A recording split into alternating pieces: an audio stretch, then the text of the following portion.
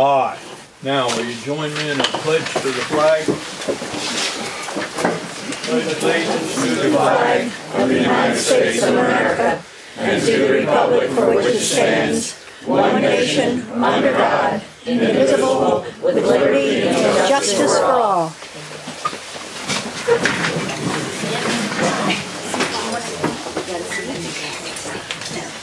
All right, public comments. Anybody have a question or a comment they want to make? As long as you don't take over 5 minutes. I had to do that septic inspection this month, septic inspection. Yeah. So I called them to schedule it, and I'm informed, now this might have been this is my second time around, but you have to pay in advance. I think that's ridiculous. I mean, did you say I have a heat and air conditioning business? If you call me to have your furnace worked on, I tell you, fine, come on over and pay me first. And another thing I'd have to say on that subject is, if everybody has to get their septic inspection, why isn't it done at no charge and just taken out of tax money because it's equally shared by everybody? Why do we have to have a fee for it? Well, so many people have so many more houses that, I mean, you're going to have to pay for each one. Yeah, but each person's charged tax on each house. Well, so I mean, I have been paying in advance, and yeah.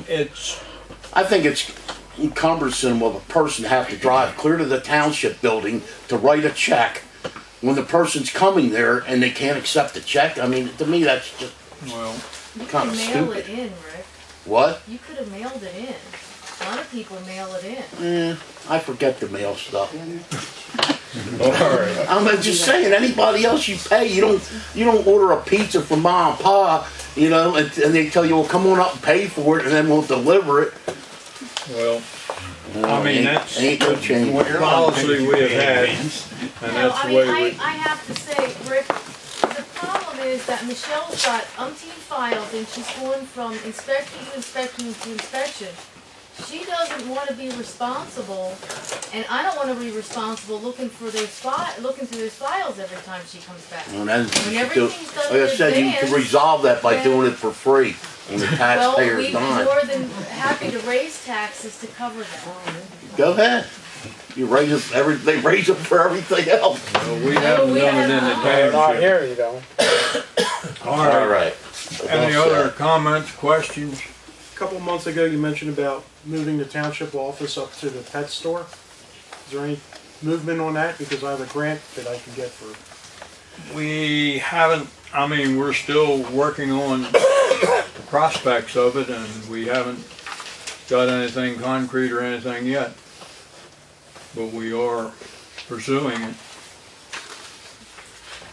But you have a grant for the... Well, we get a yearly grant through PICO for emergency management. Yeah. And I have to have for 2014, I have to have my wish listing by the 21st of April. So since we're moving up there, I was going to put in for a radio tower to be installed for the radios. That's not sure enough that we would want to put a tower up, right, at this point. Well, it's not sure yet, that's for sure. Well, we put in for the grant. If we don't use it, we just don't get the money. That's all. When does it have to be used by? At the end of 2014. End of 2014? Yeah. And what if we were to stay at this location, then we don't need it? Then somebody else gets the money. But we don't need the tower, is No. what you're saying. I'd say go ahead and put it in. I mean, if you have until the end of 2014. Yeah. I didn't want to use the money. That's right. And if we don't spend it, we don't spend it. We get it back. You have to raise it. But if you don't put in for it, you're not going to get it, and we are going to have to use it. By the end of 2014, we will have known. Yeah, we'll know whether we're going there or not. Exactly. So I'd say go ahead and put in for it. Okay. All right. Any other questions, comments? Go ahead, raise your hand. Hearing. Raise your hand.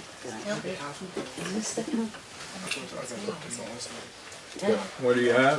Michael. CAFOs and Okay, anyway, on the behalf of putting CAFOs in residential zones, Doing what? putting CAFOs in residential zones. I had a couple things to say. Well, We'll have we're a hearing going, on that later. Well, it's, okay. yeah, you Okay, can so bring we'll that address up that at that later. time. Right. All right. Hearing no other comments or anything, we'll move on.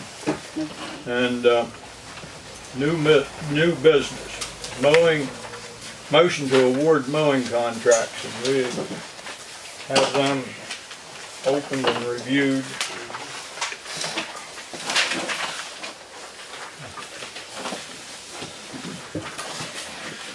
We had bids back from 4 different companies. We have Pro Lawn, Maycomer, Smith Mowing and Land, and Kunkel Lawn.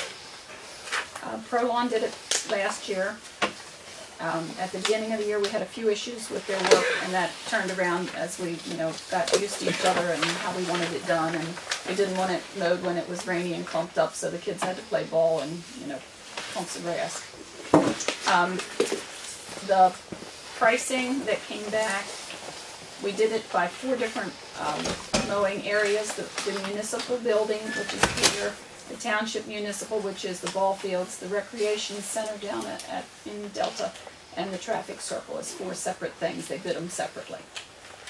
And the cheapest under contract would be the Pro Lawn at $39.95, $199.95, $64.95, and $20 for the 4 different places.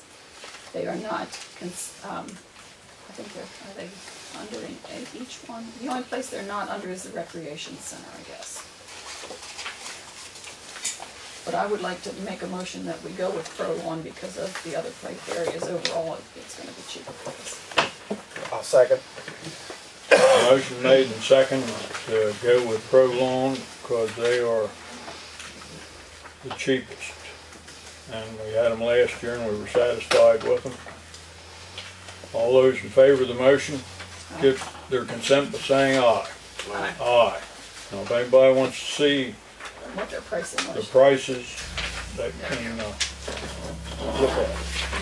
Did you all gonna sign that one? Hold on. She wants you to sign the Pro Lawn one. Is it the second last page? How do I know which? Here, I'll get it. Thank you. I'll get it. We can move on. She'll have it ready All for right. sign. Moving on, Did I give you mine? Maria Pion presentation. I can get you.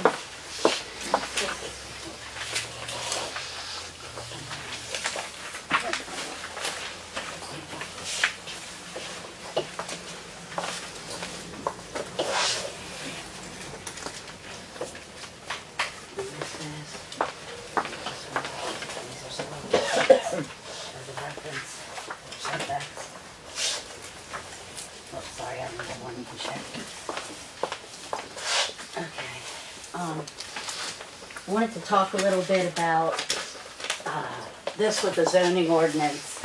I feel like I have a good take on this because I live right across the street and have for numerous years from a factory farm and up the street from another. Anybody that smells a pleasant smell today knows on their way in what you deal with. But we have a problem here with our state agencies. As you know, Michael Krancer is stepping down. They got caught hiding lab results analysis of heavy metals in a suite code for testing. We've had numerous problems. They have never been attentive to our problems, so there is no protection here. Nobody oversees, and when you call, you can't get a response that will come out and actually enforce any of the violations. Municipalities have a duty to protect health, safety, and welfare of the residents. There can be no dispute that municipalities have a responsibility to protect health, safety, and welfare.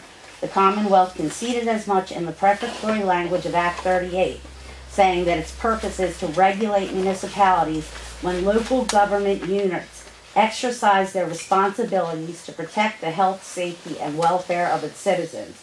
The second-class township code says the Board of Supervisors may make and adopt any ordinances, bylaws, rules, and regulations not inconsistent with or restrained by the Constitution and the laws of this Commonwealth, necessary for the proper management, care, and control of the township, its finances, the maintenance of peace, good government, health, and welfare of the township, its citizens, trade, commerce, and manufacturers.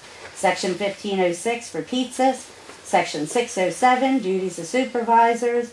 The Board of Supervisors shall be charged with the general governance of the township, execution of legislative, executive, and administrative powers in order to ensure sound fiscal management and to secure the health, safety, and welfare of the citizens of the township.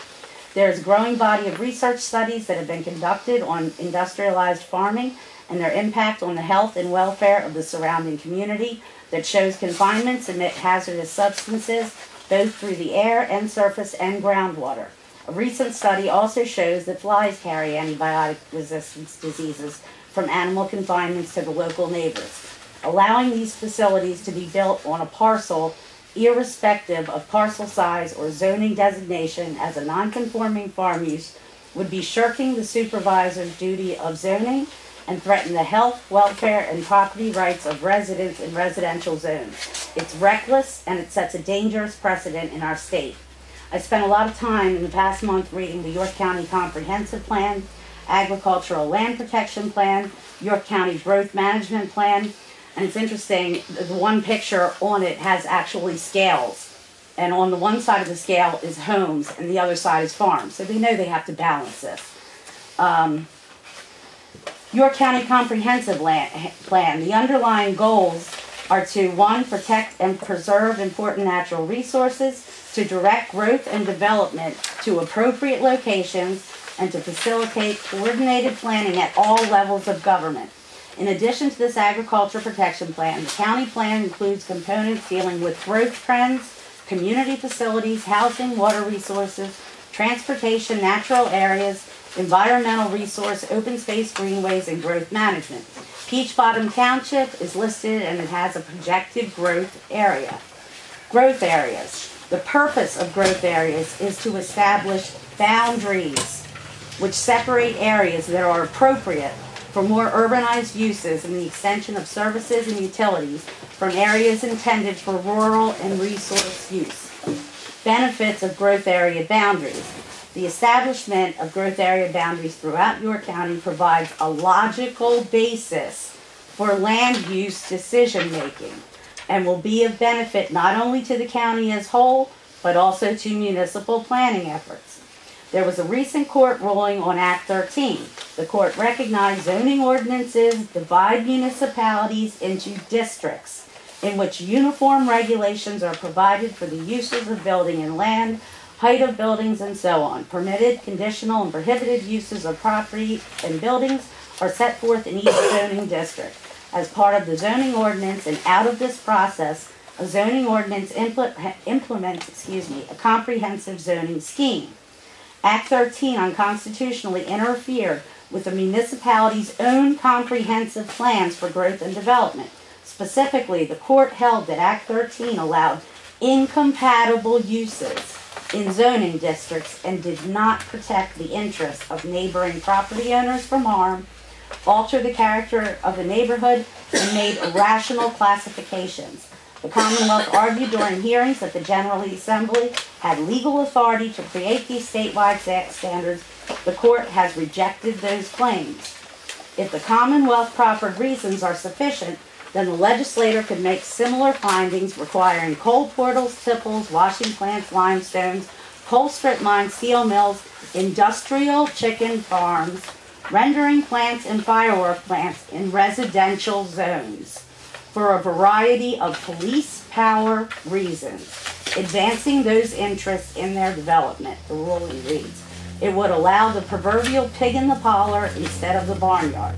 The court order declared the zoning requirements unconstitutional, null and void, and bars Pennsylvania from enforcing them. This is a Commonwealth court. These are Commonwealth judges that would rule on this if it went to court. Even the American Public Health Association has requested a moratorium on new concentrated animal feeding operations. The Municipal Planning Code and ACRES allow zoning health for health, safety, welfare. While putting industrialized factory farms such as 4,500 hogs or 150,000 birds in residential zones may benefit Hatfield or Tyson, it can destroy your health, water, and your property values. CAFOs are not your grandfather's farm. Just one confinement building, we went through this, creates as much, if we go by the low standards, as this entire township of almost 5,000 people. Then you have the threats of MRSA, asthma, respiratory problems, threat to your water, forget the summer barbecues, gardening, or hanging your laundry outside. Things break, whether it's a car, refrigerator, or a confinement operation. Peach Bottom Township has seen mass mortality of 20,000 birds, manure spills, contaminated wells. One farm family was ordered by their doctor to move. If passed, this ordinance could create a statewide precedent where a farm shall be permitted without limitation on any parcel size or zoning designation. I've attached some research on states dealing with setbacks on animal confinements or CAFOs in residential zones. Many have 1 to 2 mile setbacks from residential zones. They're not allowed in them. Not only is this reckless and unconstitutional, this is not what ACRE was intended to do. ACRE, according to the text of the legislation, was to provide a dispassionate and unprejudiced legal review of local ordinances regulating normal agricultural operations to determine whether a local ordinance complies with the Commonwealth's existing statutes, reduce the costs associated with determining whether a local ordinance complies with the Commonwealth's existing statutes by utilizing current state resources and mechanisms, and 3, provide for a prompt and fair resolution to the conflict. ACRE is clearly being misused. It's clearly an overreach of local zoning to advance agribusiness interests, and it is being abused by the Deputy Attorney General, Susan Bucknam. We respectfully request Peach Bottom Township supervisors to vote no and rework the negotiations, start out from scratch. This is unacceptable. In the enactment of Act 38 of 2005, and this goes back to when Bill Cluck was representing us. This was part of his letter to Susan Bucknam. In the enactment of Act 38 of 2005, the General Assembly recognized local government units are empowered to protect health, safety, welfare of its citizens, and to ensure that normal agricultural operations do not negatively impact upon health, safety, and welfare of its citizens. See House Bill 1646, printer number 2433, page 2, lines 4 to 7. Further, the legislature declared, quote, "It is the purpose of this act to ensure that when local government units exercise their responsibility to protect health, safety, and welfare of their citizens in regulating normal agricultural operations, those operations are enacted consistent with the authority provided to local government units by the laws of the Commonwealth." Clearly, the legislator recognizes that local government units have legal authority to regulate normal agricultural activities, to protect health, safety, and welfare of its citizens. And he talks about in your numerous letters, speaking of Susan Bucknam, to the township over the past 8 months, this goes back to 2009, with your threats of litigation if the township does not amend their zoning ordinance, you seem to be of the opinion that Act 38 of 2005 preempts any local regulation of CAFOs and CAOs. In your June 18, 2008 letter, you indicate the State Conservation Commission and DEP comprehensively regulate CAOs and CAFOs and boldly suggest legislative language as follows. An owner or operator of a proposed KO or CAFO shall obtain a township permit to operate, in which the township shall issue to the operator or owner upon the township's receipt of proof that the owner or operator has an approved nutrient management plan and has obtained all required DEP permits. That proposed language demonstrates the belief that Act 38 of 2005 completely occupies the field with respect to regulating CAFOs and KOs. That is not what the statute provides with respect to local zoning. Local zoning is only preempted if it is in conflict with the Nutrient Management Act. I submit that the Office of Attorney General has overstepped its authority under Act 38 in its communications with the township and its officials. It's highly inappropriate to threaten elected officials with litigation if they do not amend their zoning ordinance as you have done repeatedly, and most recently, January 10th, 2009, and it's been more so since then.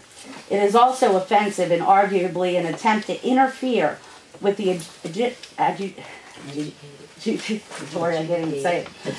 adjudicatory process to call the solicitor of the zoning hearing board in the midst of the special exception hearings as you did in January 2008. The legislature intended Act 38 to provide a dispassionate and unprejudiced legal review of local ordinances regulating normal agricultural operations to determine whether a local ordinance complies with the Commonwealth's existing statutes and to reduce the costs associated with such legal review. And most importantly, provide a prompt and fair resolution to the conflict. In Peach Bottom Township, this legislative intent has not been met. Your threats of litigation against the township are clearly not dispassionate and unprejudiced legal review. Your phone call to the zoning hearing board solicitor during the special exception hearing, following a phone call from the applicant's father, is clearly not unprejudiced legal review. Your failure to respond to April Cooper's request for review of the zoning ordinance within the requisite 120 days was not prompt and fair. Moreover, the parties in the underlying litigation have incurred significant litigation expenses over the past 2 years, including attorney fees, expert witness fees, and court-reported fees for transcripts. Now, with the only alternative being to incur significant litigation expense on behalf of the taxpayers of Peach Bottom Township, the Board of Supervisors apparently will advertise possible amendments to their zoning ordinance to remove the very provisions that served as the basis for denial of Mr. Gembel's application. This is hardly prompt and certainly not a fair resolution to the conflict. The Office of Attorney General has abused its discretion and acted beyond its limited authority under Act 38 of 2005 and has caused the unnecessary expense of very limited local government taxpayer resources based upon an arbitrary and overly broad interpretation of the preemption provisions in Act 38. I don't know how to impress that this is a disaster waiting to happen. I have the experience. I live it every day. I'm telling you, it is a disaster. You will have people's wells left and right. Vote no, tell her renegotiate. This is ridiculous. All right. Thank you for your presentation. One more thing, I'm sorry. Talking about the health.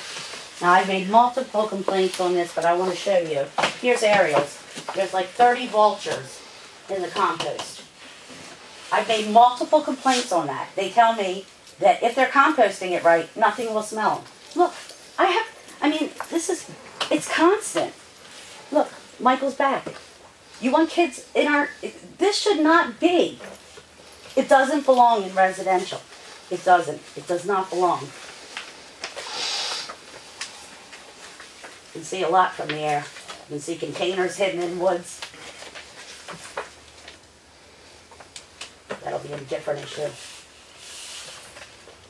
Maybe they'll move them now that I said it. There, it's a manure pit. It's 10 feet deep by 100 feet wide by 132 feet long. This is bigger than my house. Not small compared to some. But you know what I'm saying, Dave. You know what I'm saying? I know what you're saying, yeah. It doesn't belong there. These don't belong in residential areas. Farming, yes. This is industry. Look at the size of these operations. Dead animals. You want this? Because you'll have them coming in I can guarantee you. Look at the problems we've had. It's just constant. Constant. Constant. It's constant. All right. Well, thank you for your presentation. Sir, you said I should wait until Wait until they get to this it. point, or do we Wait now? till we go down to our section where We'll we'll let you know. have our public hearing. Old business, none. Subdivision plans, none. Wait a minute, is Robert Holbrook still here? Robert Holbrook, yeah. I'll be brief. Do you have all your paperwork? Well, actually, I'm here for a different issue tonight. It's Delta Ridge, but it's concerning the slant curve, modifying the slant curve. The edge of the Yeah. curve, the road. So, Michelle sent out an email. what I'm proposing is, I finally got this approved, is the original design of that slant curve, the upper tip is fragile, is constantly chipping out. So proposing doing a flat spot on its top to make it stronger, it's a 3-inch area. And that's been used throughout Maryland very successfully. And it was approved over in Manor Township in Lancaster County by C.S. Davison. And then I got C.S. Davison to approve it for a project we have in West Manheim. So at our pre-construction meeting a few weeks ago, I ran it past Michelle and the township engineer Dave Lipinski, and they were going to look at it. And I apologize I didn't get on the agenda, but I was going to wait till next month, but we might be installing the curb prior to that. We heard from Lipinski about his response to it. Pinsky doesn't have a problem with it, he called me today. But it benefits us in the short term, but the township in the long term. What's it do for water retention? The storm, the 100-year storm surge won't top it. With how the inlets are designed out there. This is what you're wanting to do away with. Yeah, right here, back here. Now it comes up to a point. Comes up to a point here, right? Yeah, it's right here. Comes up to a sharp point. So all we're going to do is take that top point off. So it doesn't crumble. Right. Less likely to crumble. Well, it's very, very fragile, so you just, any machine hits it or the construction entrance stone chips it out. So for years I've been complaining about it. So finally I got some traction, and I'd like to do it everywhere. And down in Carroll County we have that curve, and it's just banged up, and it still holds up well. The flat. That flat top. So what do you need from us? It's in your subdivision, DeSado, so just a motion that you can accept that modification based on your engineers. If you want to get a letter from Holly's on it, that we can do that modification, correct? Is that correct, Bill? We can. Yeah. I mean, we can decide to grant this modification. It's a subdivision requirement, not a zoning requirement, but it should be kind of documented, and we indicate that, I mean, apparently Kathy says our engineer approves it, and so we probably ought to have something from him in the file to, memorialize that. But, subject to that, I think you have the right to do this. I don't have a problem doing this as long as we have a letter from Lipinski and we make it specific to this job only instead of making a... and that gives us time to come down and see whether or not it is something we want to change wholesale inside the zoning ordinance. But this will take care of it. Well, I mean, you can change back, I think. In other words, my only concern is that it not be, in other words, if it should be done throughout unless we find there's a problem. I mean, because my concern is it look like discriminatory. One developer gets to do something different than some other developer. You follow what I mean? Yep. Okay. But we need that letter from Lipinski. Can we make a motion to approve doing this pending the letter from Lipinski? Yeah. I'll move. You made a motion and second that we approve this modification to the curb as long as we have a letter from the engineer saying that it is fine with him. All those in favor of that motion give their consent saying aye. Aye. All right. Thank you. And we're doing a refinance on the entire project, and we're replacing our letter of credit. So I'm hoping in the next 2 weeks to have letter of credit for our phase 3A. Well, all you gotta do is have the paperwork all ready, and Right. we had the motion that we'd sign it last Okay. time, so. People's Bank's refinancing and everything, so we're almost there. All right, Okay, all right, thank you. yep. All right. Subdivision plans. That's it. Zoning ordinance, advertise, lot area and width. Okay, well, that's, this, you might say, why don't we do the whole, it's really this whole thing, and then you copies. But do we need a We need a public hearing. Yeah. public hearing? And that And, concerns these three sections from,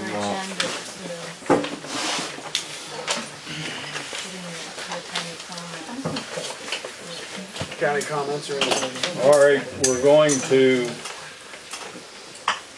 postpone or delay our regular meeting and open a public hearing on these sections that we're going to vote on. And the first one is land area and width. Now, Gilbert, do you want to yeah, I'll try to explain Explain, a little bit. three of them, right? In other words, when currently our ordinance says that for uses for farms in the agricultural zoning district, the lot size, minimum lot size is 50 acres. And we're proposing to add after that C section 298 for non-conforming farm use, which makes clear that farming can exist on tracts less than 50 acres in size, but retains intact provision. You can't divide large tracts to create new farms that are less than 50 acres in size. Then the next change is in section 298 to add that the production of agricultural commodities as defined by statute and the direct sales of such commodities provide at least 50% of the commodities sold or produced by the owner of the property, and the conduct of normal agricultural operations as defined by statute shall be permitted on every parcel of land in the township, irrespective of parcel site or zoning designation, subject to the provisions of section 336 to the extent applicable. And then after the definition of farm, which now says it must be 50 acres in size, we're adding something which says see section 298 for non-conforming farm. So that it makes it very, very clear that farming can take place on existing parcels less than 50 acres in size. And in every zone, and in fact, if we look around, we have farms in the residential zone, in the commercial zone, and in the industrial zone, or what are parts of farms. So agriculture is being conducted everywhere in the township, and this makes it clear that it continue, and in fact, it follows statutory mandate.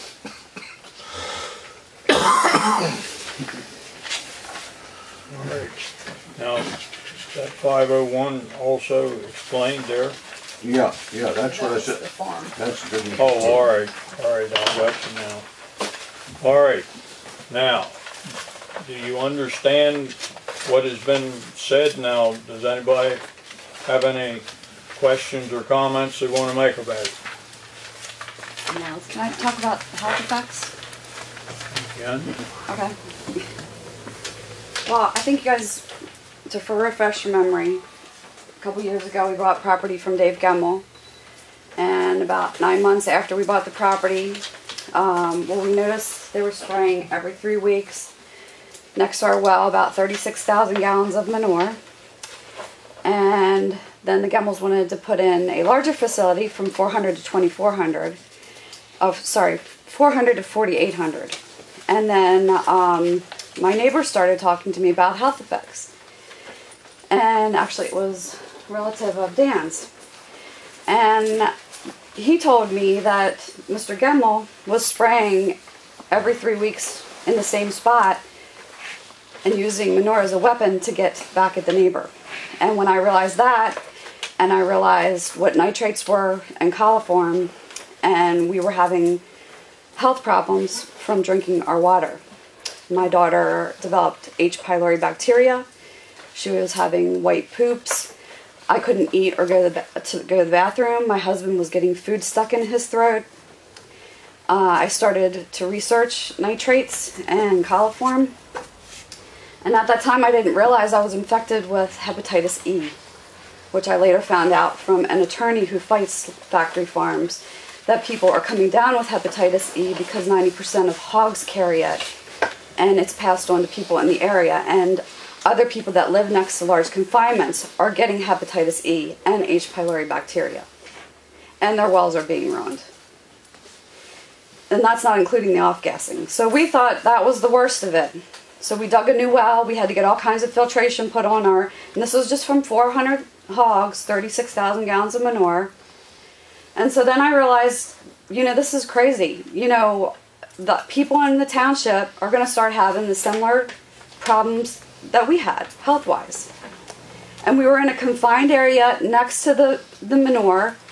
Well, then come to find out, they put plastic wrap on the building in January of '09 to keep their pipes from freezing. And I thought, these hogs are going to die because there's no air going in. Well, sure enough, hogs started dying, and my daughter's neurological problems increased. I took her to the ophthalmologist because she was having pains in her eyes, which they told her to go to a neuro-ophthalmologist, who told me to go to a toxicologist because they believed it was the off-gassing from the farm. I had her rush her to the emergency room because she was standing by the bus stop, and she felt like she was going to have to ask Miss Val to take her to the emergency room when she was on the bus. I had 40 calls from September to January from the nurse's office. And when the hogs started dying, I was lucky enough to have a friend tell me they're dying from hydrogen sulfide poisoning. And I was like, what is that? So I looked it up, and hydrogen sulfide is one of the top gases that come off manure storage. It has a toxicity of cyanide. It's a neurotoxin. One inhalation at a high parts per million can have permanent brain damage. So I decided to, when I looked it up, nosebleeds, bleeding from the ear, breathing problems, feeling dizzy, neurological problems, sinus issues. We had a huge issue. So I called DEP on a Friday, and then all of a sudden on a Monday, I get a note from the Gemmels, we've closed the building for repair. And then I find out later DEP lost my complaint when I said, I'm concerned about the Gemmels and their workers because they're being exposed to hydrogen sulfide, and my family.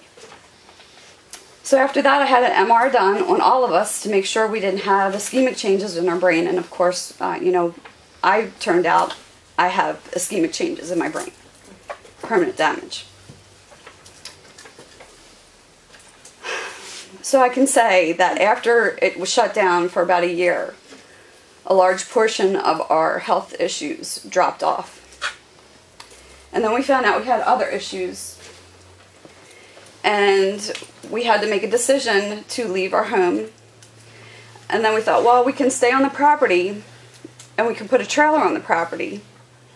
But then the Gemmels got their new barn, and they're dumping hundreds of thousands of gallons of toxic manure that has probably over 160 different gases in it that are toxic. Next to our home, we were still in the home at that point, and the gases were coming into our home for days. We started again with breathing problems, feeling like we swallowed glass down our esophagus, switching words, feeling off balance. And at that point, we had to make the decision that we could no longer be there, and we were told by doctors that we needed to leave the home. So this is, from 400 hogs to 1 or 2 sprayings of 2,400 hogs. And now you're going to let these next to residential areas, and people have no idea. Because the science has been hidden. And now with the internet, thankfully, we're able to find, true science and how dangerous these are. I have a paper here from Julie Jensen. Her daughter had close to her what Dave has. Her daughter has permanent neurological damage. And she had a really great state's attorney general because he fought for her. And they won a lawsuit against them. And what state was that? Do you remember what it is? Minnesota. Minnesota, and she had a daycare facility, and this is important because we have daycare in residential here. She was babysitting. All right, we're listening to her. So Tell 'em she that did. what She had happened, children there, and the children were coming down, throwing up diarrhea when the gases were heavy, and they did measurements, I believe, on her property, and it was just very high parts per million. And so they were told to leave their property, and her daughter has permanent neurological damage now. And had I not talked to someone like this, you know, people are speaking out for a reason. This is not safe. All right. You Thank can look you. at that if you want. Anybody else have any May I speak? comments? My name is Johanna Lucid, and I live in Cleveland Township, Columbia County.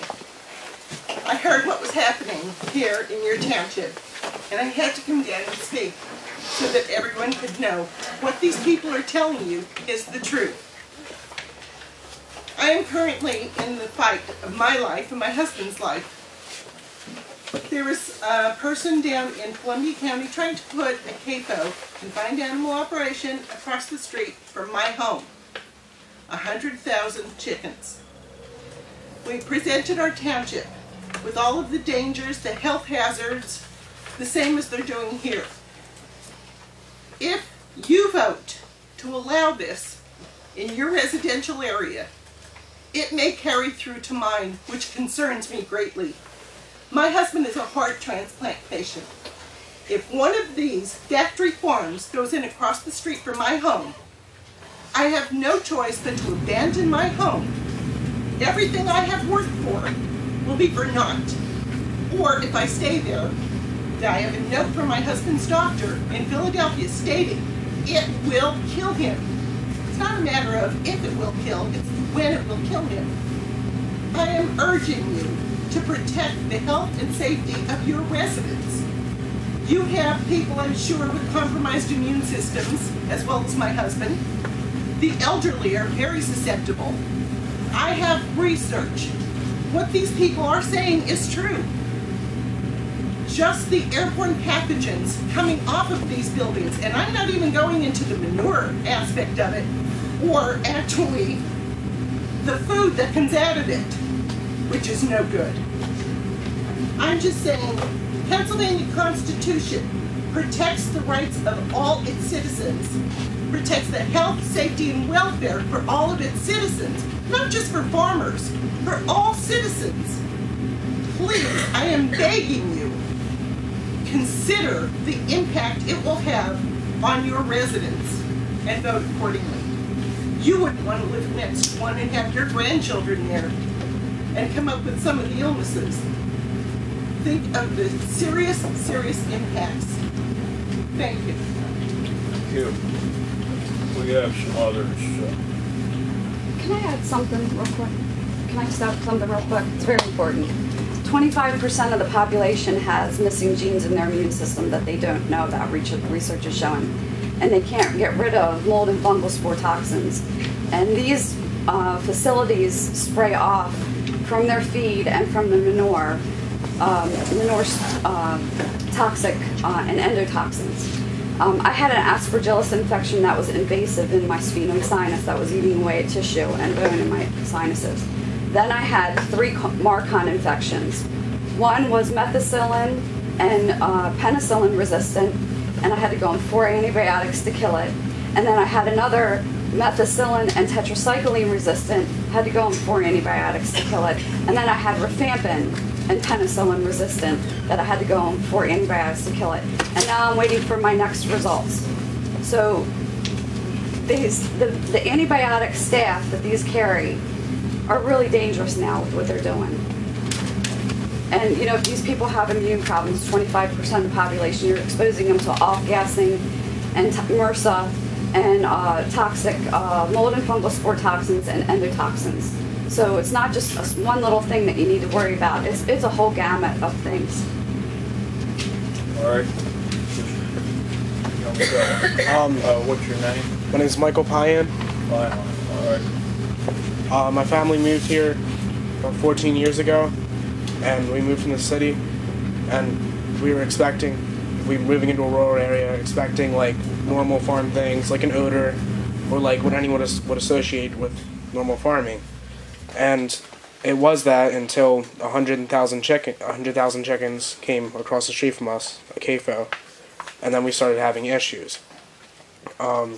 Starting with like the odor was just like overwhelming to a point where like I would come off of the bus or get out of a ride after sports practice, and I would throw up outside. And like getting out of, I'd have like respiratory issues with my breathing, to like where I would have like tightness in my chest during like just sitting around the house or going outside or during exercise. I'd have like coughing that would last for months and it wouldn't go away, and it was the middle of the summer, so it's not like I was sick. And I would come out of the bathtub and I would have blisters on my skin. You saw the pictures that were similar in appearance to chemical burns, having to go to the hospital and see what it was, and going to the doctors to see things for like tightness in my chest, that I'm like a perfectly healthy kid, why would it happen? Also, one of the largest farming families in York County, I'm not going to bring up the name, but like his son and I were often like hanging out together, and they, at one point the odor was so bad when they would come drop them off, and this is a farming family that would be used to the farming odors, they said no, they don't want them over there anymore just because of like how the odors were. I would only be able to go to his house because they were concerned that it was like toxic. And that's like, and all the health effects that happen to me, I mean, that's a rural area, it's a small amount of people, and if you like allow that in a residential zone, how many more people are going to be affected, like I was, like Diane was, like Mulaney, Christopher, all these people are going to be affected by it, and it's going to be much higher rates. Dan's kids. My husband. So I'm asking you to consider that when making your decision. It's not just one crazy All person right. complaining. Thank you for your comments. Your name? Anastasia Jones. I'm from Adams County, Huntington Township. We came east tonight. We were faced with this, CAFO moving in next door, and we're farmers. We have a 31-acre farm. We raise soybeans, corn, oats, hay. We have animals, and 80,000 chickens moved next door to one of our farm fields. And it has been a living nightmare. Michael's not lying. My son just threw up this weekend because of the odors emanating from this factory farm. I have 2 children with neurological issues. They have genetic disorders. You know, I fear for them. I fear for our whole community, and I couldn't help but noticing as we drove here, it's beautiful here. We passed 3 Amish people with their buggies. I don't know why you would want to compromise your township in this way. It boggles my mind, and the only thing that I can encourage you, we just celebrated Easter yesterday, please do not sell out these people like Pontius Pilate sold out Jesus because he was afraid of Caesar. Do not be afraid of the Attorney General. Stand up for your citizens, your public servants. I urge you to do that. Thank you. Thank you. All right, thank you. Anybody else? Back here, this lady. Hi, I'm Sandy Smith from Chanceford Township, and came down and just thought I'd throw in like 2 cents on CAFOs, which are a major public threat. They can't be controlled, and there's no agency big enough to control them, and we all know that. According to the Center for Disease Control, the Union of Concerned Scientists, doctors writing in Nature, and the British publication journals, the National Research Council, or the National Academy of Science, to name a few. And they state 1, mass-produced meat, poultry, and milk cause 70% of the foodborne illnesses in the U.S. 2, human diseases linked to CAFOs include Salmonella, E. coli, MRSA, and the list goes on and on and on. Salmonella found in eggs alone cause over 1,000 deaths a year. Most antibiotics used in the U.S. are given to farm animals to increase growth. Antibiotic resistance bacteria are passed along to us. As we rise more and more again with our TB, with MRSA, with arsenic and copper and other heavy metals that are found in the feed, they spill out into the water and supplies into our air as well. Because of CAFOs, family farms are going into bankruptcy, for heaven's sakes. Local family farmers do not own the animals. The Agribusiness Corporation does. They're not family farmers. The animals are supplied by agribusiness. The feed, the additives. The farmers own the pollution and the dead animals, and that's all they own. Manure spills throughout the U.S. have damaged streams, well waters, lakes, and the Chesapeake Bay. One 50-acre CAFO will produce more waste than a major city. 10 years ago, CAFOs produced, that's 10 years ago, 1.4 billion tons of manure each year. That's 5 tons for each U.S. citizen. And that was 10 years ago when I was fighting this. Most employees come down with some sort of respiratory ailments. The production of one egg requires 63 gallons of water.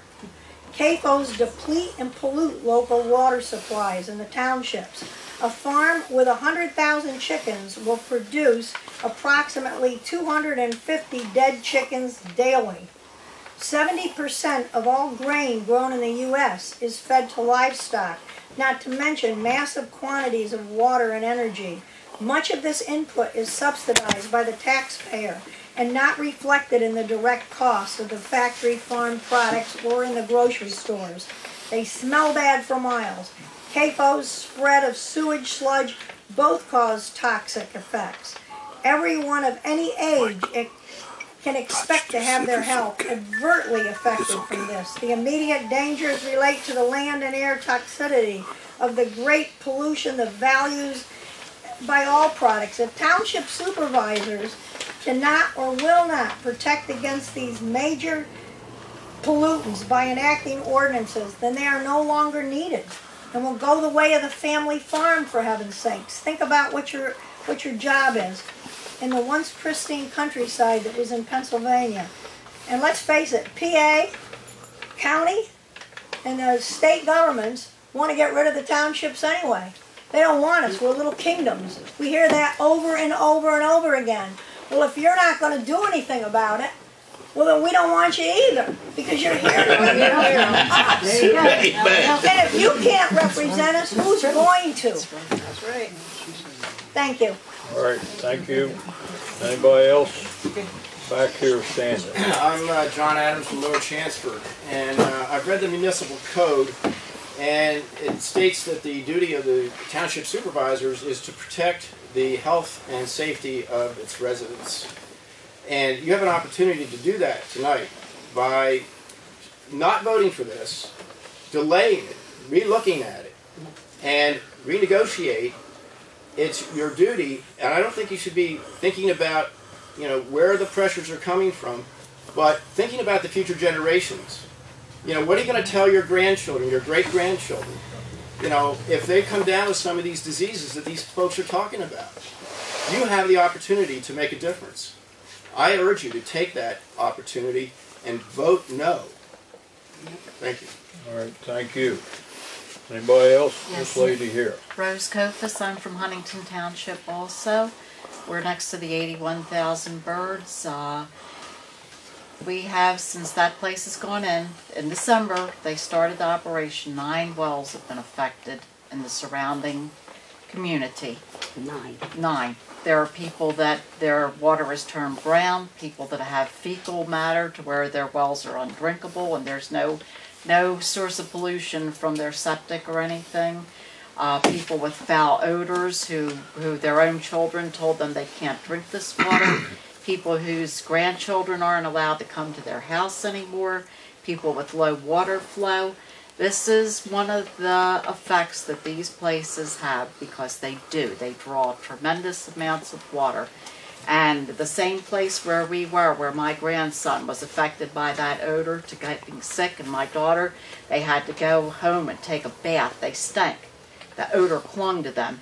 The two men that lived in that house, the two friends, they can't live there anymore. One of them had a severe stroke that the doctor feels this place was a contributing factor. The other one's had some kind of severe staph infection, and they will not be able to go back to their home as it stands. Did you get was there some kind of lab analysis to establish that this water contamination was from hog manure? That hasn't been completed as of yet. It's chicken manure. Well, that seemed to be and it's not chicken manure. It's because of the fact that they drilled two deep wells close together that are at the bottom. The place that they built sits in a depression, and everyone else is higher. And when they went down through there, my daughter was out and the neighbor were out, and they felt the ground shake when they were drilling these wells. So whatever rock formation they hit, it has altered the underground water flow, whether you call it an aquifer or underground streams or however it runs. These places had major impacts. They just do. All right, thank you. Anybody else back here? This lady. Hi, my name is Marianne Zenyuk. I'm from Cleveland Township, Columbia County. And I've been attending these meetings for the last year and a half because, again, the threat of a confined animal operation going into our residential zone, which is technically zoned out of our residential zone, but with your decision tonight may affect what happens in my township. Now, I've been doing a lot in the last year and a half. I got myself appointed to the Planning Commission. I am now Planning Commission Chairman, and I'm also running for Supervisor. So I'm doing something about it, so you don't think I'm just somebody just speaking out. I have farmers coming up to me saying, we would never put a factory farm in a residential zone, but there are people who will and threaten it. And they threaten it as much as 66 feet away from somebody's retirement home. Not just one home, but it's in the middle of 20 homes. Yes. It's not fair. What you decide tonight will have an impact on the entire state. I feel like the Attorney General is a bully. They just have the threat of suing, and everyone's caving in. Ooh, the Attorney General is going to sue us. Well, I'm curious. Have you guys sat down with the Attorney General or representative, or are you just shuffling papers back and forth? Can you answer that question for me? No, I've had phone conversations with the Attorney General. But nothing as and a group. I met her also but that was for purposes of discovery. But the supervisors, have you ever sat down with a representative of the Attorney General's office? Because they're in litigation, they're not authorized to contact the Attorney General directly. And I find that bizarre. I mean, you're trying to negotiate with somebody who won't sit down and talk with you. Your decision will affect everyone's life. You've seen effects. This same farmer has a hog facility that's 2.7 miles away. Again, I think for spite, he overspread manure on the properties. It was so bad, you could not breathe. Now, I've also gone to Penn State agriculture meetings where the farmers make fun of residents because we complain of the smell. But this is not normal smell. I've lived in the township for 20 years. We have neighbors who've lived there for 62 years. Farmers who've raised their own animals, and they have the same complaints. DEP does not control everything. They are not there to protect us the way we need to be protected. I'll give you an example. Again, it's a residential zone. We have developments there. And we had one development that a farmer subdivided his land into 2-acre properties. The zoning officer would not allow them to be 1-acre properties because they were concerned about water consumption use. Well, if they put this chicken operation in the middle of it, it will be the equivalent of 100 houses. They could potentially contaminate or run all our wells dry. What do we do then? Oh, the supervisors shrug their shoulders. It's your own responsibility. So it'll be our responsibility to protect our own wells, but how do we do that? It's not right. It should be, we are given the right to zone, or you are given the right to zone Otherwise, what's the purpose of zoning? So I ask you tonight to really reconsider this and look at the negotiations. Irregardless of zone is irresponsible wording. There might be a place for it, but it's not there. I have one more point to make. Out of all these meetings I've gone to, I hear all the people speak up. I've never heard the operator of an animal factory speak up for themselves or on the behalf of their factory farmers. So I just need to make that point. All right. Thank you. A little point. I just want to make a little point here, because I think that in what you are all doing is truthfully saying why these facilities are not desirable, and in particular not desirable in a residential zone. And they're dangerous. Which all may be. However, I want to read to you portions of the law. In 3 PA CSA section 312, there is described an unauthorized local ordinance. Now, an unauthorized local ordinance is obviously one we're not allowed to enact. It says, an ordinance enacted or enforced by a local government which does any of the following. 1.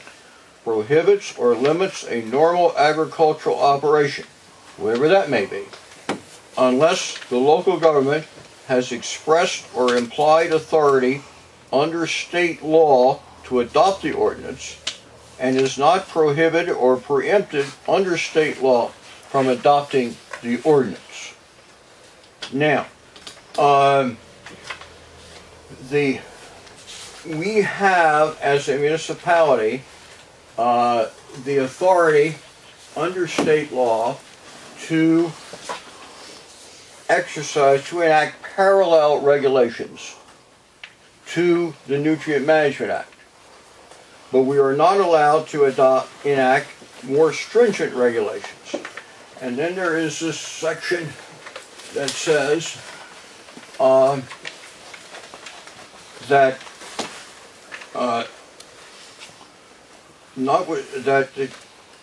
this chapter, we may have the wrong section here. I didn't find the right page here. Okay. Limitations on local ordinance. It says every municipality shall encourage the continuity, development, and viability of agricultural operations. And it says every municipality that defines or prohibits a public nuisance shall exclude from the definition of such nuisance any agricultural operation conducted in accordance with normal agricultural operations, so long as the agricultural operation does not have a direct adverse effect on public health or safety. Public health or safety. All right. Wait a minute. Here's your It out. says, Here's your out. yeah. Right. There's your out. But it says here that the state law says that CAFOs, if they are operated correctly, do not have an adverse effect on public health or safety. Right. I mean, that's what the law says. You may not like the law. The only way to Now, change we the can law is to stand up to the industry. Stand up to the industry that is. All right, he is speaking. We're going to try to do this orderly. And it says and it basically, the law states that unless we have authority by some Excuse me, act, I understand. Be quiet. Unless Let there's him some speak. state law that says that we can and how we can regulate agricultural operations, we don't have that authority. Now, as I said, the only authority we have to regulate agricultural operations is in the Nutrient Management Act.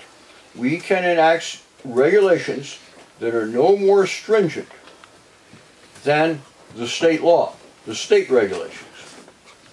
And we've made an attempt to do that. But what we have now is a prohibition of what they would call normal agricultural operation. Now, that's what we're prohibited doing. Now, you can still argue in any proceeding, if anybody presents an application for a CAFO, one can object to it on the ground that it is not a normal agricultural operation. For instance, I suppose if somebody was going to put 200,000 hogs on 25 acres of land, that would not be considered normal, and you would have a good argument for that. But within those parameters, we have to allow normal agricultural operations on every tract of land. And right now, if you have less than 50 acres and are not in the agricultural district, you can't have one. And that's clearly something that's not going to be sustainable under state law. I mean, you may not like the state law. Frankly, I think, personally, just me, I think you ought to have 50 acres to have one of these things. I don't think they should be on 5 acres of land. But that's me. I didn't write the state law. I do not control the state law. So I think you just, you know, as a matter of law, I think this is something we got to do or we're going to lose.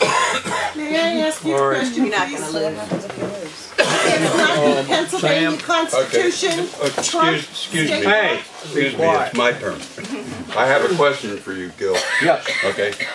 The readings that you read are in fact from Act 38. Not all. They're from different state laws. Okay. But when were they passed? Well, I see one of them here looks like it's 2005. Okay. When was Act 13? One of them is 1996. Okay. The point being, they were in place. It's a considerable time ago. Yeah. Okay. When was the preemption and zoning as it pertains, or the preemption requirement for zoning passed by the Commonwealth Court, which says that Pennsylvania cannot violate your zones? No, what that said. When? Okay, the case on Act 13 was in 2013. Okay, that's more recent. 2012. I'm sorry, but that is Act 13. May I, Gil? It's my turn. You can come Okay, back. well, you asked me to comment. Okay, and I got the answer I wanted. Okay, you go ahead. Okay, and the point being, and this was in front of the Planning Commission and discussed there also. Okay, and for your information, I'm chairman of the Planning Commission, but I'm not representing them when I speak right now. Okay, members of the Planning Commission voted not to allow CAFOs through this amendment into residential zones. Okay? And those members of the Planning Commission were in fact some farmers. And some farmers who have been staunch supporters of CAFOs. Their words exactly was, it doesn't make sense. Okay? So, that's my input. All right. I'm going to distinguish on Act 13. Act 13 is the act that involves shale drilling. That's under a separate set of regulations. And they say that could be handled differently than the MPC. Because the municipality's planning code subordinates itself to these ag regulations. In fact, section 603 says that zoning ordinances shall encourage a continuity, development, and viability of agricultural operations. Zoning ordinances may not restrict agricultural operations or changes of or expansions of agriculture operations in geographic areas where agriculture has traditionally been present, unless the agricultural operation will have a direct adverse effect on public health and safety. There it is. Yeah, but now you are assuming that we can successfully claim that CAFOs have a direct adverse effect on public health and safety, even though they're in compliance with state regulations. That isn't going to fly. Okay. All right. Oh my goodness. Rick? Right after the hearing on Eric's CAFO, this issue of our CAFO ordinance came up in front of you. That's been many years ago. And it came up several times, and you all stood there and said, let the courts decide. Let the court, and I was proud of you of saying that. Yeah. And then for some reason here, you've turned around and you're saying, let's change it so we don't have to let the courts decide. Right. Now, with this recent ruling and the court citing that zoning can preclude what the state law, more or less saying the state law is unconstitutional, which anybody with this much sense knows it's unconstitutional, because it does not allow you to protect the health of us. And therefore, I don't know why you go back on your word and don't let the courts decide this. Why do you want to jump in now and near the end of the race and say, we give up, we're just going to go along with what the state's attorney says? It's just not the way to do it. Let the courts decide what it's going to be. All right, thank you. And this lady back here. Hi, my name's Nancy Bloomer. I live in Susquehanna Trails, and I hadn't really planned on speaking tonight, but I've been in my house 4.5 years, and I'm at a point where I'm trying to make some decisions about making improvements to my home and settling in for a long time. And I find this issue so disturbing that I believe it will strongly, what the township does here will strongly affect whether or not I decide to invest in improving my house and living here for a very long time. All right, thank you. Back here in the back. I have a question that has to do with the, this is Mike Smith, what to do with the 50 acres that was just passed. Was that ruling just passed like 2 years ago that the township made that about not being able to subdivide and have farms underneath with 50 acres? That's been a long time ago. Well, what was the one that was just done 2 or 3 years ago? That lower Chanceford that you the solicitor recommended, that because Lower Chanceford was doing it as a... Well, this was the issue of establishing, the change was that you couldn't create, I mean, ours is not just 50, it's 50 acres of cropland, and you couldn't create cropland out of pasture or woodland that was more than a certain level of slope and have it count, because so up there what somebody was doing... Totally different than what this what? is. That's a totally different one than what we're talking about now? Yes, it's a totally different issue. Okay. I just wanted to verify, because when I was reading different things, I come to meetings and you guys pass laws and then they get changed and whatever.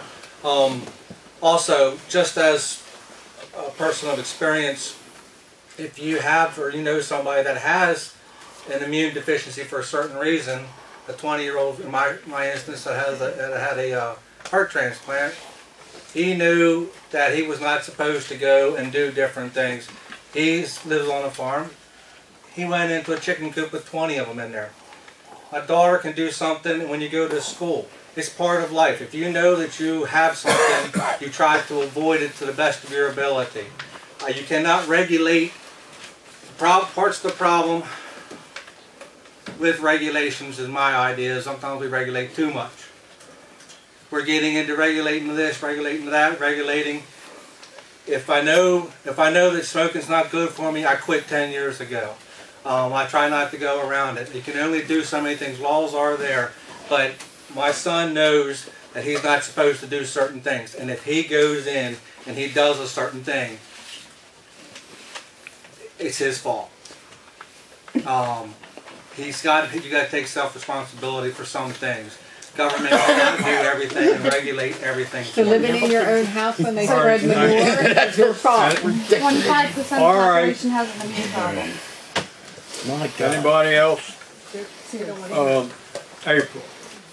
I have a couple questions. With the change to the 50 acres in the non-conforming farm Speak up a little. No, we can't hear you. The change to 50 acres in the definition of the non-conforming farm, is that 50 acres of cropland, or now you're changing it to not be cropland? Well, as far as the division is still cropland, but the reason we had it in definitions this way, I mean, we didn't change it to in the definition cropland, but we didn't want somebody to come in and claim that because farm is permitted and you have something, you're supposed to have for every use some acre limitation.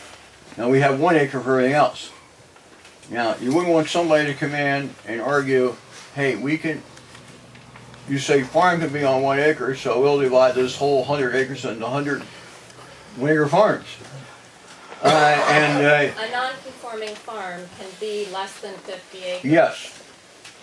A farm that's 50 acres but not 50 acres of cropland, is that a farm or is that a non-conforming farm? Or That is a 50 acres farm. farm. Under the, it's still a farm, but you still can't divide a 100-acre farm unless you can create 2 separate segments, each with 50 acres of cropland. My other That's from 1976, isn't it? I think That that law? was probably added November somewhat after that, but I'm not sure.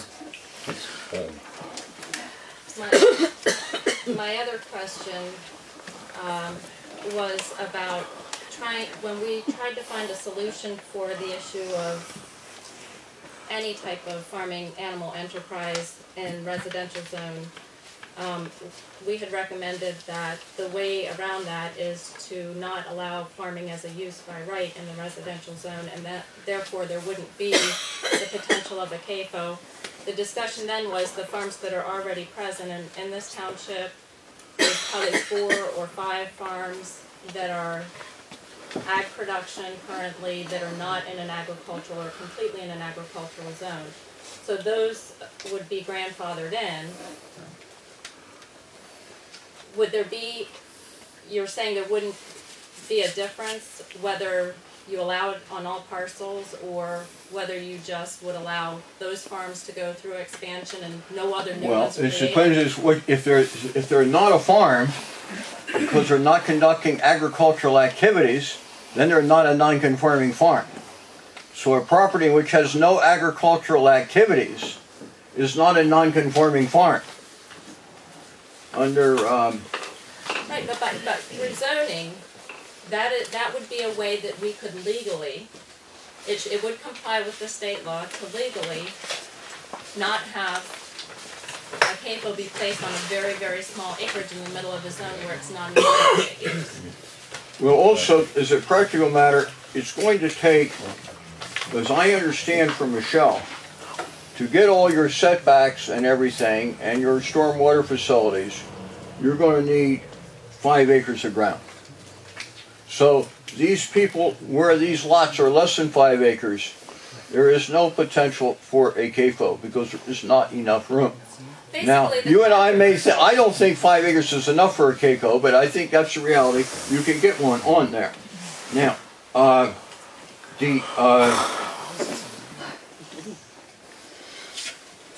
The controversy in this township is specifically with the one facility application and the trails and the concern about this type of facility going into a residential area like the trails.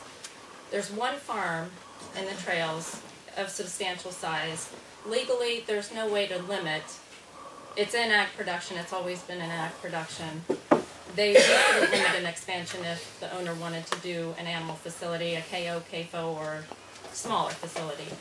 But for somebody else who maybe owns several parcels and is worried about somebody putting a facility in, and I don't think any local farmers would do that, but you never know if somebody else would come out and do that.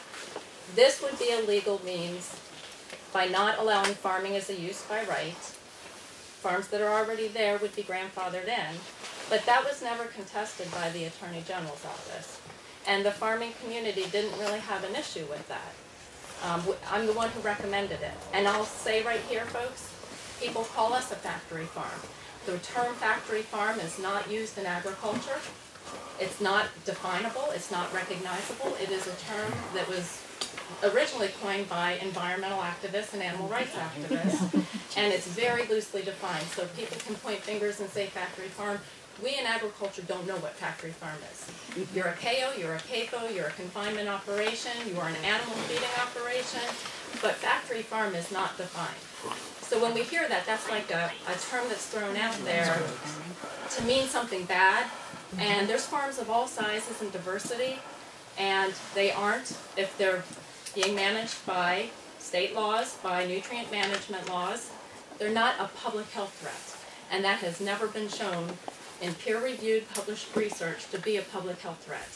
Just because it's a law doesn't mean it's right. Oh. No, there has been research, and you can't just cherry pick information out of the research and not look at the whole thing. And that has been done repeatedly. There's misinformation that's been presented, and I have some paperwork to give to you supervisors about misinformation that has been printed in the paper. But my point is, animal operations, regardless of how big or small or dense they are, there's pathogens on every farm. There's zoonotics on every farm. You can have 2 chickens and pick up salmonella from the 2 chickens. So just because there's 80,000 in a barn does not mean it's a public health threat. And management plays a lot in this. So, you know, my point is I'm supportive of modern animal agriculture. Most people who invest $500,000 or more in a facility have every intention and work very hard to manage those facilities well and right. They're up to speed and progressive on nutrient management and environmental concerns. So I'm not against big operations. I think that there's a lot more benefits to them. There are some nuisance issues, but nuisance issues are not public health threats. They're not safety issues for communities. What research has shown is that people who spend hours inside confinement facilities, there are some issues with that have been documented through research, but not the community at large. And the fear-mongering is not good. And you as supervisors need to be able to dissect the information and know that things that are being said to you as statements are often biased and are often not true. Not saying that they're presented to you intentionally as untrue, but there's a whole bunch of junk information out there that is not documented. But we as farmers who have worked on this issue have suggested to not allow farming as a use by right in a residential zone.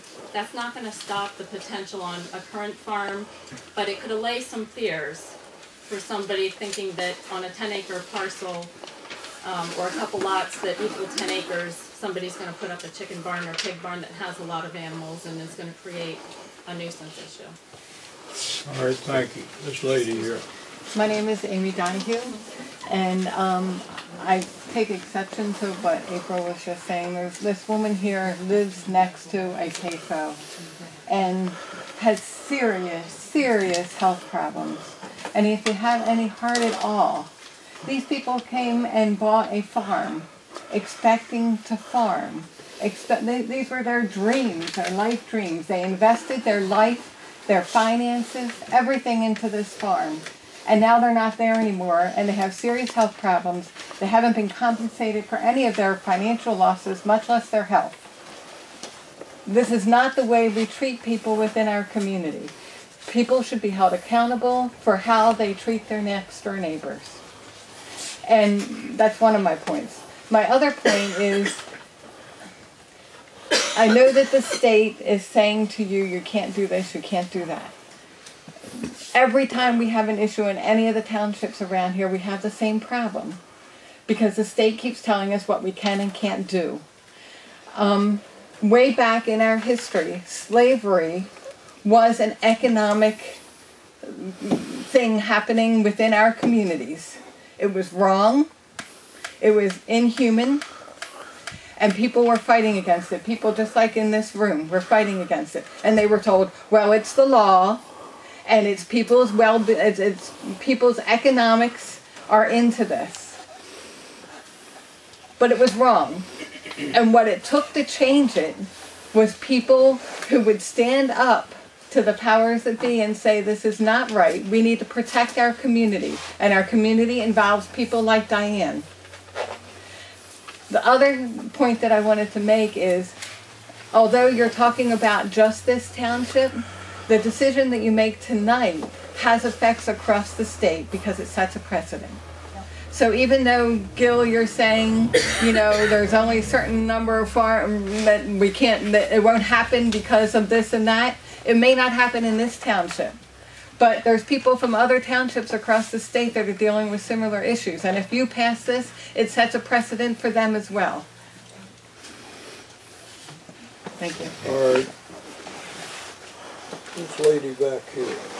I'm Susan Fox. I'm a Shrewsbury Township supervisor and I am a farmer.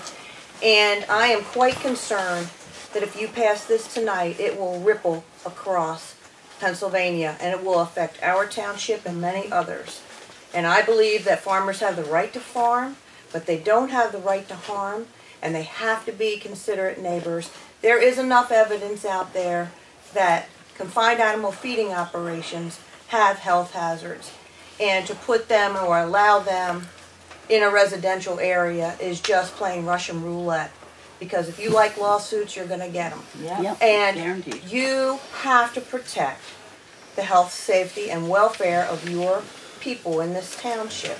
Residential people in our township, they can't have animals. They can't have chickens running around because they have to have 3 acres or more.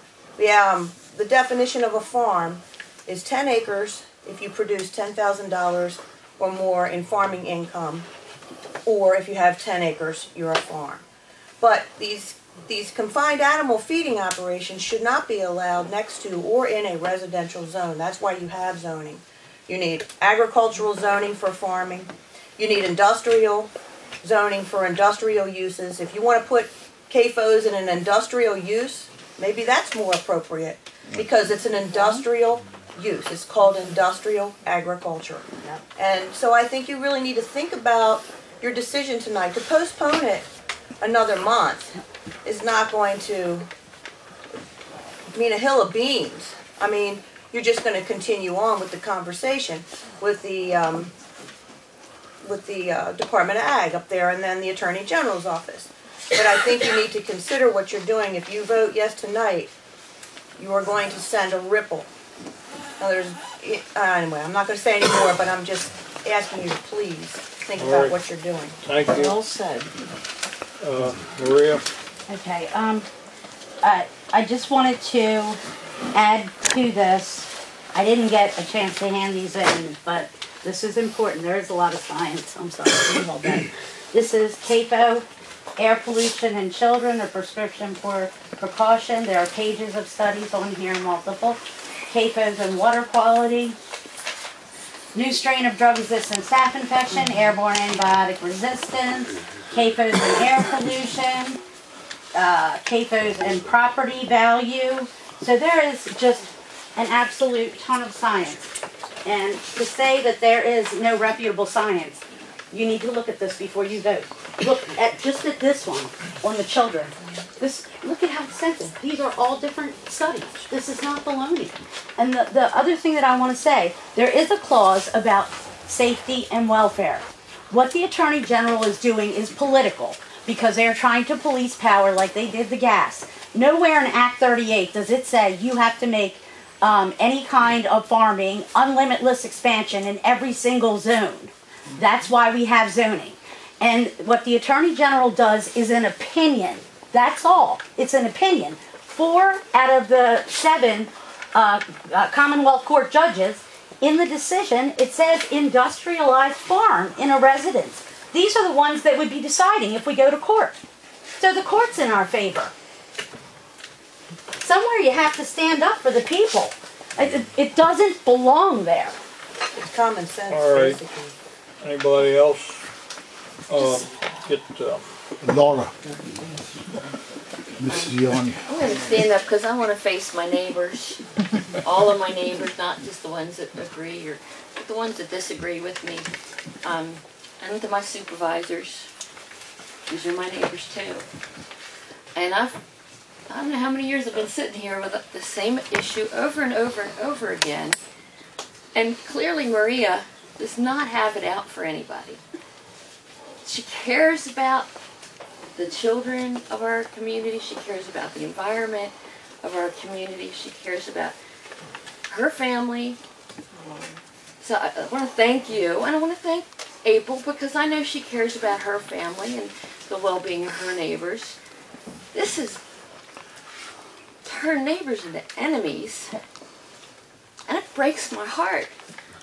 Because when I moved up here, I loved being here, and now I don't even go to the fair anymore because I feel like people look at me and go, she's one of the people that fought against her neighbor's business and had nothing to do with business. It had to do with the fact that I've looked and I've studied, and I'm not a woman to flights of fancy or flights of fear. I look at both sides of the coin I've been in business since I was 19 years old. I know what it is to work hard. I know what it is to have a dream and to have a home. And whether your home is a half an acre or 150 acres, you have something vested in it. And if somebody can come along, whether it's fueled by an industry or just by greed or whatever it is, and I'm not saying farmers, I'm saying any business comes in and ruins the quality of your life, then you've lost your dreams. And that's how I feel. I mean, honestly, I don't even go to church anymore because I've had people in my own church turn their back on me. I feel like I've lost my religion. And so, God, I'm sorry. I didn't come here to cry. I didn't come here to say anything at all. I just want to listen again and again and again like I've been doing. But I really think that the laws have to be changed and we have to stand up against them. My God, 100 years ago, women weren't even allowed to vote, much less be supervisors. And the laws got changed because people found the wherewithal to stand up and fight against the laws. And I guess that's what all along we've been asking our supervisors to do. Is, for God's sakes, tell the state we're against this. We don't believe this is right. And we want the laws to change. And we're going to stand up behind our residents. We'll be with you, by the way. And again, and we're going to fight this. And I guess that's all I wanted to say. And not